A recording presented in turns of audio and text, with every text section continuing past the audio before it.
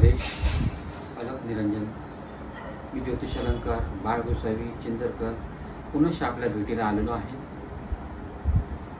काही वेळेला काही उपाय तंत्रशास्त्रामध्ये आहेत आणि आपण आगंतुक असं म्हणत होतो की काय तरी उपायाने होणार आहे, पण ज्या वेळेला होणार आहे म्हणण्यापेक्षा जर अनुभव आपल्याला जर चांगला आला किंवा जर अनुभव जर आपण जर त्याचा घेऊ शकलो तर म्हणून आपण की ठीक आहे तांत्रिक उपायाने आपला फरक पडला, उगाच त्याच्यावरती आपण वितंडवाद करण्यापेक्षा जर त्या उपायाने त्याच्या गुणधर्मामुळे जर आपलं फळ मिळालं तर मला वाटते काही हरकत नाही तो तांत्रिक गुण उपाय करायला।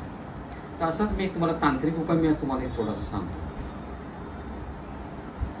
ज्या वेळेला काही अकस्मात काही लोकांना भास होण्याची प्रक्रिया सुरू होते वास्तूमध्ये, की त्यांचा असं एक मनोमन कल्पना होते की कुठेतरी काहीतरी अद्भुत शक्तीने आम्ही त्रासलो आहोत, अद्भुत शक्ती आम्हाला ग्रासते आहे, अद्भुत शक्तीने आम्ही खूप त्रास भोगतो आहोत। तर अशा वेळेला काय करायचं?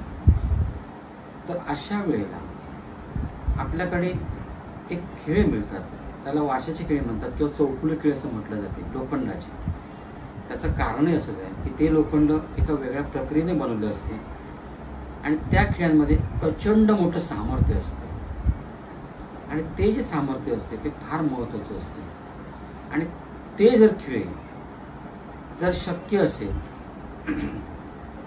तर अष्टमी, पौर्णिमा आणि अमावास्या हाच नियम आहे, लक्षात ठेवून। तर शक्य असेल, आता आपलं चूल तर पेटवणं शक्य नाही आहे, तर म्हणजे त्यांना चुलीत गरम करणं हे एक तांत्रिक उपायामध्ये परिणामित आहे। आणि मग त्या गरम झाल्याच्या नंतर ते थंड झाल्यावरती घरामध्ये ठोकणे, याचा अर्थ असा होतो की त्यांना आपण उकळत्या पाण्यात जरी टाकलं तरी चालू शकेल, असा काय त्याचा भाग नाही आहे। उकळत्या पाण्यात जरी आपण वापरलं तरी चालेल, त्यांना गरम करा तरी चालू शकेल किंवा तुमच्या गॅसवरती गरम केला तरी चालू शकेल।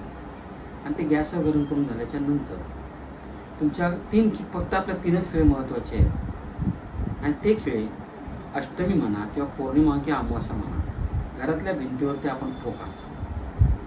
जर अष्टमीला टोकले तर ते अमावास्या येईल किंवा पौर्णिमा येईल तेव्हा ते काढा आणि काढून झाल्याच्या नंतर त्यांना ज्या ठिकाणी नाला किंवा खराब पाण्याचं ज्या ठिकाणी किंवा खराब पाण्याच्या सांडपाण्याची ज्या ठिकाणी जागा तिथे शांतपणे नेऊन ठेवा, कोणाच्या हातापायाला लागणार नाही, त्याला धार असेल अशा प्रकारे कुठेतरी निर्जन स्थळी नेऊन त्याचं विसर्जन करा किंवा ठेवून द्या आणि परिणाम बघा या तांत्रिक उपायाचा किती होतो।